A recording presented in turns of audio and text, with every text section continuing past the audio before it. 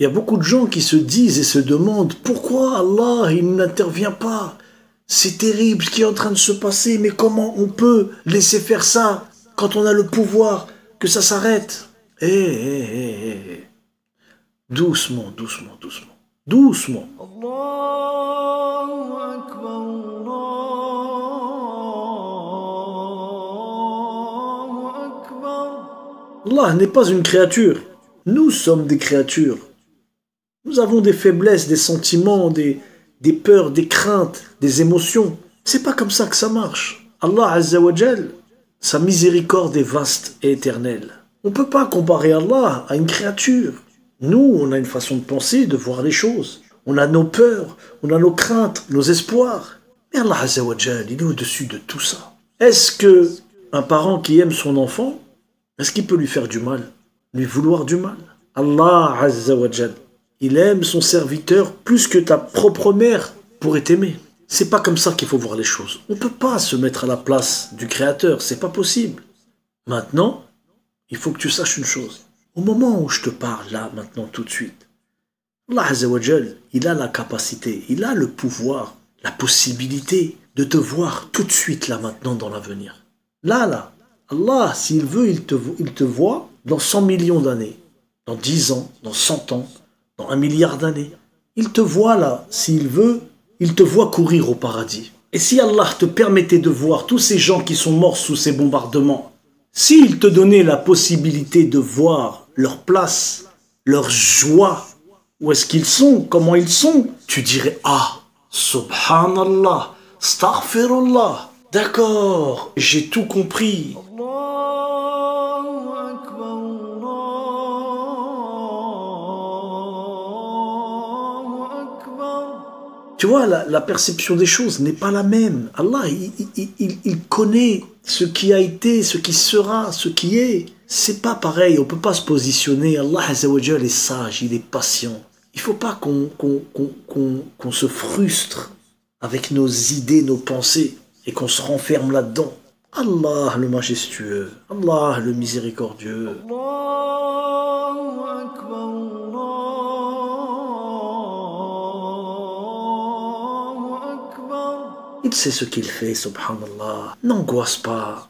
Ne te pose pas de questions qui ne mènent nulle part à part à la porte où se trouve Iblis. Allah Azza wa Jal sait où chacun de nous sera. Sa place, il la voit très bien.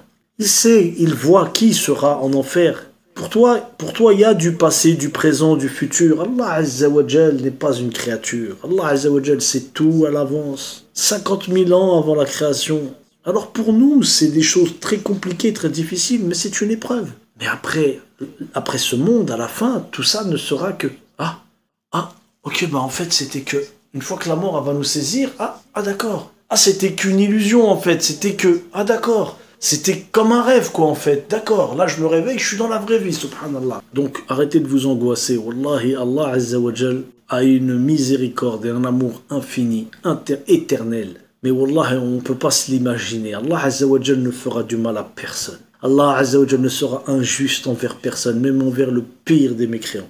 Il lui donnera ce qu'il mérite, son dû. Il ne le lésera pas. Ça, ce n'est pas possible. Allah Azza wa Jal, l'injustice n'est pas pour lui, n'est pas en lui. Bien au contraire, Wallahi, c'est le miséricordieux et le très miséricordieux. Wallahi, il a réservé une miséricorde pour ses serviteurs inimaginable. Alors ne vous angoissez pas, ne vous frustrez pas, ne vous renfermez pas dans vos pensées. Nos pensées, notre science, elle est limitée, on connaît rien, on est des petites fourmis, comme ça, on marche sur terre. On est très peu savants. Allah Azza wa Jal a la science éternelle, ne vous inquiétez pas. Allahu Akbar, Allahu Akbar. Tu souffres, Allah sait que tu souffres, mais Allah sait aussi ce que tu auras demain comme récompense pour l'éternité. Et Allah sait que ce n'est pas comparable. Ce n'est pas comparable. Pour toi, c'est dur parce que tu es là dans le moment de la souffrance, mais comparé à l'éternité dans le bonheur, c'est oublié tout ça après. Je sais pas comment t'expliquer. Tu es dans un rêve, tu souffres, et ce rêve, il est très long. Il est tellement réel, il est très long ce rêve. D'accord ? Mais tu souffres. Et dans ton rêve, tu te dis, mais il n'y a personne qui va venir m'aider. Ensuite, tu te réveilles. Tu en as encore les marques, les séquelles sur ta peau, dans ton âme, dans ton cœur, dans ton esprit. Tu as encore la frustration de ce qui t'est arrivé dans ce rêve.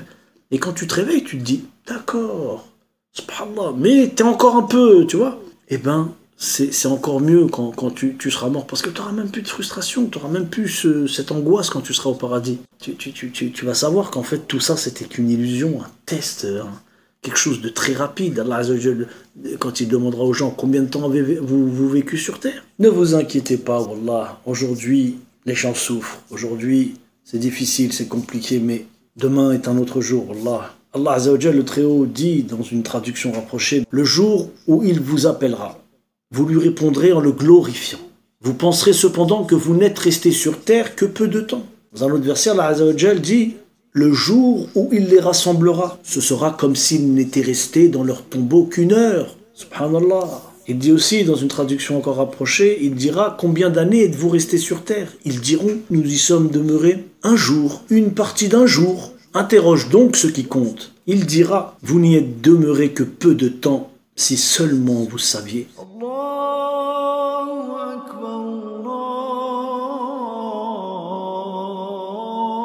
Allahu Akbar. Subhanallah, Allah nous dit, si seulement vous saviez. Allah veut nous faire comprendre que nous manquons de connaissance. C'est ce que je vous disais tout à l'heure. Nous n'avons pas la connaissance, et encore moins la connaissance de l'invisible, de l'avenir, de ce qui l'adviendra. Quelle connaissance? On a du temps. Pour nous un jour, c'est tant de temps. Mais auprès d'Allah Azza wa Jal, ce n'est pas pareil. C'est pas pareil. On est sur terre. On est dans une dimension. On est enfermé dans cette dimension-là. Avec les règles, ces lois physiques, etc.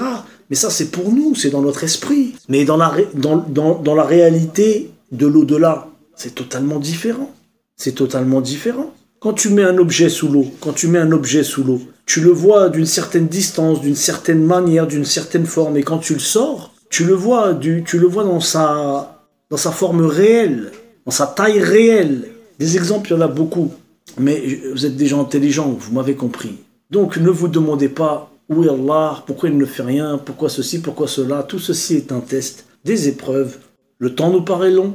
Les choses nous apparaissent comme très très compliquées, difficiles. L'injustice est à nos yeux insupportable parce qu'on est faible, on est des créatures et c'est normal, on a été créé ainsi. Mais de là à remettre en question le rôle d'Allah Azza wa Jal dans sa création, ça c'est pas possible, c'est négatif. Quoi qu'il puisse arriver, Allah Azza wa Jal a tellement d'amour, plus que ta mère n'en aura jamais pour toi. Est-ce que tu comprends? Et ça c'est une réalité, une réalité. Ta mère n'aura jamais plus d'amour qu'Allah Azza wa Jal en a pour toi. Et les choses, nous les voyons d'une manière, alors que dans la réalité de l'au-delà, nous les verrons d'une autre manière.